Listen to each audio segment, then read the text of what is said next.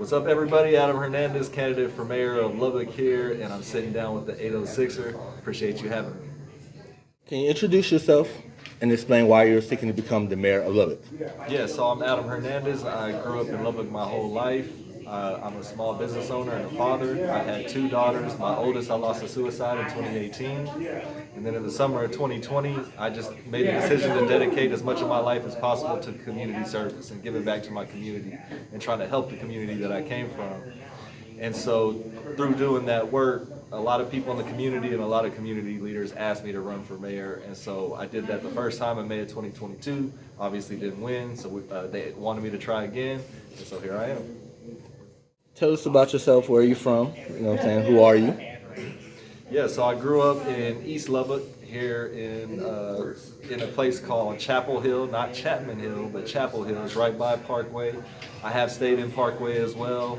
I really have stayed all over Lubbock, or all over East Lubbock, I should say, because my early childhood wasn't really all that great. I was definitely a street kid. I was out there sort of living that life for a while. I was homeless for a time when I was a teen.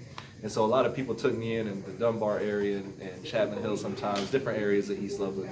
So I really stayed all over East Lubbock, got a long history there, and really, outside of the last like 5 or so years, that's where I spent my whole life, you know. And so if you're from Lubbock or you know a lot about Lubbock, you know that East Lubbock is one of those places that's the most neglected in the city. Historically, it was where black people were, that's where they were only allowed to live for a long time in Lubbock. And so by the time I was a teenager, East Lubbock was more like half and half Hispanic and black. And so we just never got a lot of resources. It was sort of hard for us coming up in the 90s as kids of color. And so all of that sort of gave me my heart for the community and what I do now. And so what I do now is just try to help the community out as much as possible. I've brought millions of dollars to rebuild the Dunbar Manhattan Heights neighborhood streets. That's going on right now. I've had a hand in all sorts of policy in the city, just trying to help us out as a whole.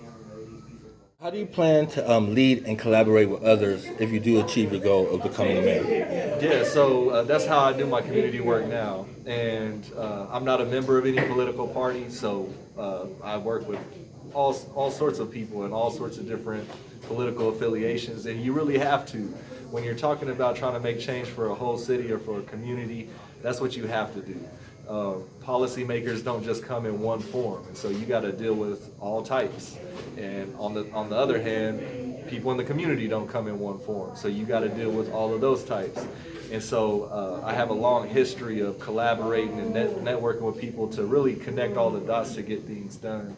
And so I've been working with the current council this whole time, so we already got a working relationship there. I got a great working relationship with a lot of people at the city department heads, all of that sorts of stuff. So I would just continue that and also build more collaborations to get some of these bigger things done.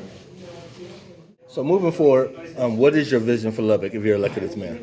Yeah, so my vision of Lubbock is first and foremost one where all of the areas of Lubbock have a similar quality of life. We shouldn't have different communities where it's worse than others in terms of our parks, in terms of our streets, in terms of our resources. And so that's first and foremost. And the reason for that, outside of just, equality and justice, is that if we don't really start taking a look at how we develop our city and start doing that in a much more healthy way, then our kids and grandkids are going to have to deal with those decisions. We're going to be fine.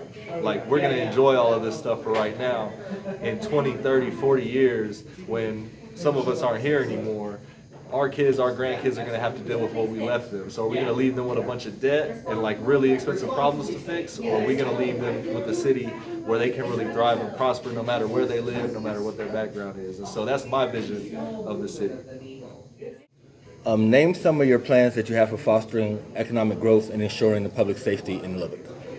Yeah, so like I was saying, we got to really start looking at developing a lot of our neighborhoods, and especially a lot of our older neighborhoods. And it's not just like a nice to have. If we don't start doing that, our city's just going to decline more and more, and you're going to see more and more street bonds and more big bonds that the city's going to have to pass and take on all that debt over time.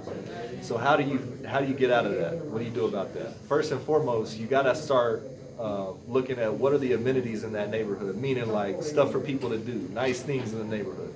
Are the parks nice? Are they kept up? Do we have public pools? They closed the public pools. We can bring those back.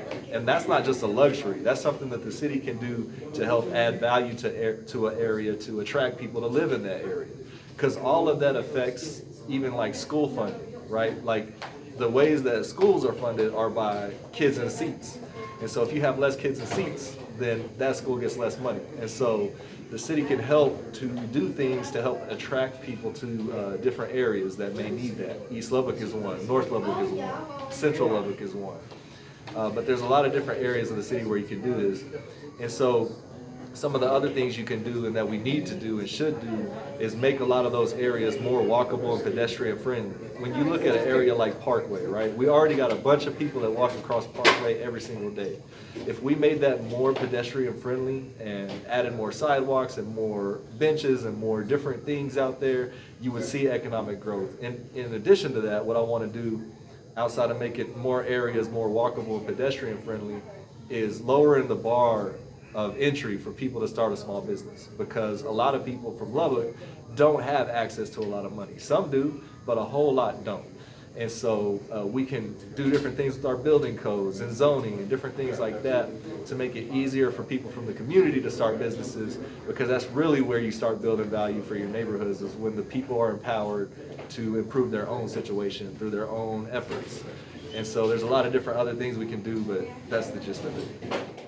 If elected as mayor, how do you intend to address the issues such as homelessness and crime within the context of Lubbock's unique context and then challenges here? Yeah, so first and foremost, there was a mistake made by this current council just recently when it comes to homelessness. And so when it comes to homelessness, the best thing to do is called the Housing First model. And we have one organization here in town that does that. It's called Open Door. And the reason why that's the best way to deal with homelessness that they've found over the years is that it's much less expensive for everybody involved if you put that person in a home and then do all of the other things. So whether they need job training, whether they need substance use abuse help or anything like that, mental health help, some stuff like that, it's a lot easier to get that person that help and have that help be effective if they're in a stable place. And so the decision that was made by the council was to take us out of the state funding pool for that. They've just made a request at this point, so it's not done. We can still do something about it. But they want to take us out of the state funding pool and have just a more local funding pool, which would mean much less funding to deal with that. And so we need to make sure that that doesn't happen. On top of that, we already got community development block grant funds that are used for rapid rehousing. So that's a big gap that we got with homelessness, because if you become homeless right now today, there's only 2 ways that you can get rapidly rehoused, meaning you get put in a home today. And that's if you're a victim of sex trafficking, or if you're a victim of domestic violence. In those 2 situations, you can get rapidly rehoused today. If it's any other situation, you can't. And in order for Open Door to put you in a house, you got to be chronically homeless. So you got to be homeless for 2 to 3 years. So what do we do with people for those 2 to 3 years? The Salvation Army is often full. And so what we do is rapid rehousing programs, and the community development funds that are already there aren't really being used in the right way for that. And so we can just start to use those funds in the right way and start filling that gap. So that's homelessness. There's a lot more to it, but both of these are real big issues. Now, when you look at crime, a big part of our crime that we have is youth crime. And so something that I do just as a community volunteer and advocate is every week I go and mentor 6th, 7th, and 8th grade girls and boys groups at O.L. Slayton Middle School. And that's one of our most challenged areas, right? Because I believe that a big part of it has to be the community and people in the community stepping up to work in prevention. because prevention is a lot less expensive than trying to deal with the aftermath of somebody going to jail, somebody messing a bunch of stuff up, all that sorts of stuff. So there's things like that people can do on a community level, which is something that I got skin in the game on. But what you could do at a city level is we already got a teen curfew on the books, right? And so again, prevention is the best way to go. Now, what does that mean that we have a teen curfew? So technically, if you're 16 or younger and you're out driving around or you're just out in the city after 11 p.m. on weekends or 12 a.m. on Saturday, and a cop sees you, they're going to pick you up. They're not going to take you to jail. They'll probably take you to one of the substations and get a hold of your parent, your guardian, whoever it is, and they get you home. So what does that do? That's prevention again. Now, again, if we were locking kids up, I wouldn't be for that. But it's not locking them up. It's just getting them home. So having been somebody that has been picked up on curfew when I was in my younger days, I know that when that cop picked me up on that curfew that night, I was most definitely going to be doing something I didn't have no business doing, right? So if you cut that opportunity out for kids to just get into trouble, that could help a whole lot. But there's also other things that we have to look at. Why are we seeing so much youth crime or crime in general? Well, we've got big gaps in our mental health systems, and this is something that's very important to me because I have lost a daughter to suicide and have now dealt with my younger daughter having 2 attempts. And so I know the gaps in the mental health systems, and we got a lot of that going on. We got a lot of mental health issues here in the city, and so we need to take care of that. And so I have plans to take care of that. And then below all of that is we got a large number of people in our community in the poverty level. And so that plays a lot into why you see people grow up to commit crime or even be young people committing crime. And so we need to look at, first of all, why do we have so much poverty? What do we do about that? What are the programs? What are the funding? What are the trainings? What can we do to turn that around for our city? Because if we don't, you're just going to continue to see crime as the city grows. How do you plan to ensure inclusivity and representation for marginalized communities within Lubbock? Well, I mean, that's how I operate now. I don't care what your racial background is. I don't really care what your political background is, as long as you're not trying to force it on somebody else. And I also don't care what your sexual orientation is. I'm going to represent you, I'm going to respect you, and I'm going to hear you. And if we're being honest, in our city, we got a problem, in some sectors with racism, yeah, but we also got a problem with acceptance of the queer community, right? And so I have people very close to me, one in particular who's closer to me than anybody will ever be in the world. And so you're not going to get me to go against the queer community, ever. And so what does that mean? Why is that so important? It's just because they're human beings, and human beings exist in different ways. Whether we were aware of that for a long time or not, or what. Humans have come like this for as long as there have been humans.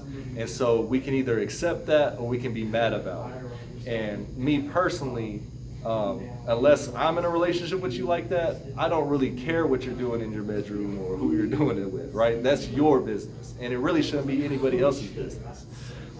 But at the same time, everybody deserves their dignity. And so whether you think that's strange or not for somebody to be in a same-sex relationship, they still have value. They still have things to add. I work alongside people who are from the queer community all the time that do more community work than a lot of straight people. And again, it doesn't really matter to me. I'm just telling you the facts. And so I think it's very big to be inclusive because it only makes us stronger. If we don't have those viewpoints, it's just like all of the years of slavery and all of the years of Jim Crow. How many scientists did we miss out on? How many leaders did we miss out on?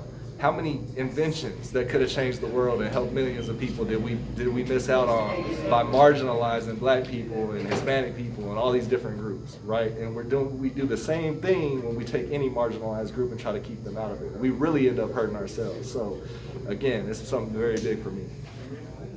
Okay, so we live in a city that houses one of the most popular institutions, educational institutions here in Texas, Texas Tech. If elected mayor, what would you do to keep more of the population of students here in the city?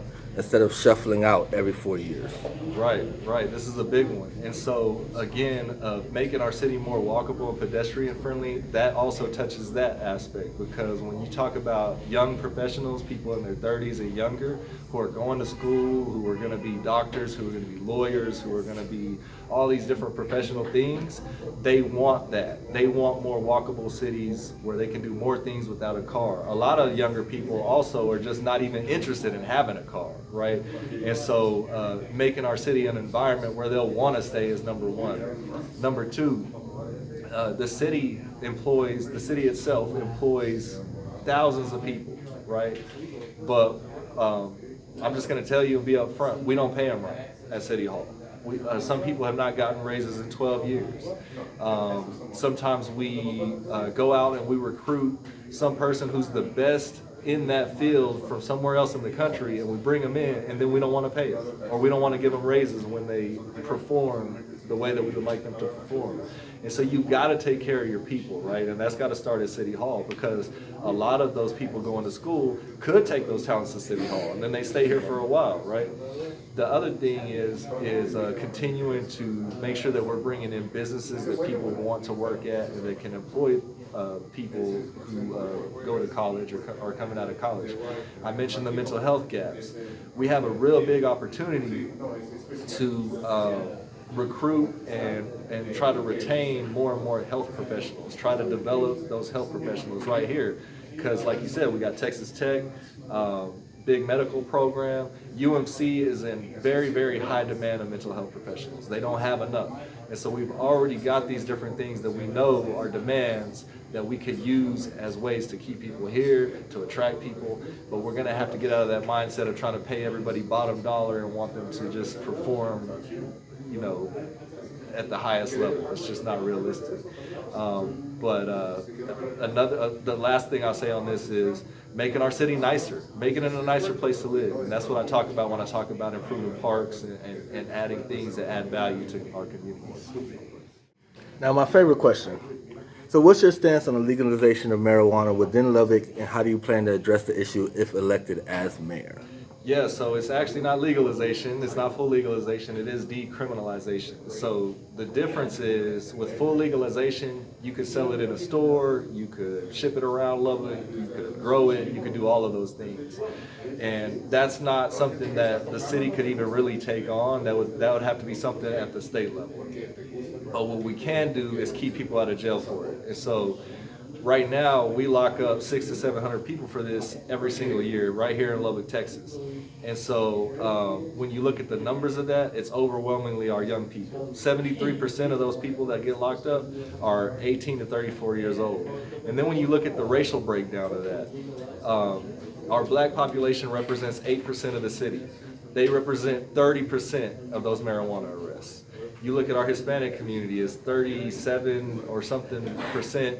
We represent 43% of those arrests. And then you look at the white community, which represents well over 60% of our community, and they represent only 22% of those arrests, even though we know that marijuana use is not just exclusive to one community or one race or anything like that. And then even when you look at where those signatures came from for Freedom Act, we have a heat map of that, and it literally came from every single area of the city and every type of profession that you can name, including law enforcement officers. We had LPD, we had sheriff's deputies, we had mental health professionals, doctors, lawyers, whatever profession you can name, pastors. We had them sign this petition because they understand where we're going with it. So what was the point of Freedom Act Lubbock? The point really is to free up more of our law enforcement resources to go after things that are real public health issues. We just talked about the crime issue. We got to prioritize that, because we don't have unlimited cops and we don't got unlimited money. If we did, then all right, you could go after every single law in the book and just enforce that to a T. We don't have that. We got limited officers, we got limited money. And so when you look at some of the things that we're dealing with, there's much more serious things than locking somebody up just for having a personal use amount of marijuana. Now, in terms of, so what would I do as mayor is defend the city, because right now what's happening is you got the Attorney General, Ken Paxton, has sued the other 5 cities who are upholding the law that the voters voted in, which doesn't really make sense, and we don't think that that's right, because he's essentially trying to punish the voters for using democracy to get something on the books that they wanted to see locally. So I don't think it's going to go anywhere, first and foremost, and second of all, we just think that's wrong. That's not how the Attorney General of the state should be acting. And so, especially when they start seeing that this issue is much more popular, and it's not just with one political affiliation either, it's all across the board. People are very much in favor of this. And so I would make sure that we're defending what the voters have put in if they pass this. And then in terms of legalization, my thoughts on actual legalization, I am for that. And the reason why is because we do marijuana policy wrong in the entire country. If we had it fully legalized across the entire country with a well-regulated free market system, that takes out a whole lot of the problems that we create ourselves by making it a Schedule I substance and making it illegal federally.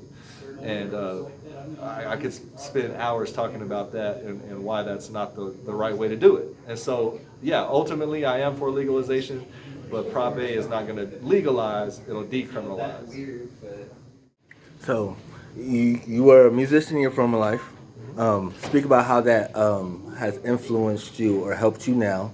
And also, let me get your top 5 rappers. You know what I'm saying? Let me see where you at with it. Let me see where you at with it. I haven't tried top 5 in a long time, man. I listen to everything. I listen to the new stuff. I listen to the old stuff. Man, top 5 is hard. Top 5 is real hard. Let me get back to that. So, my music past, I started back in 2000. When I was in college, I went to college in Waco, TSTC, and I've been an artist my whole life, so I've always been creative, and I always like to write.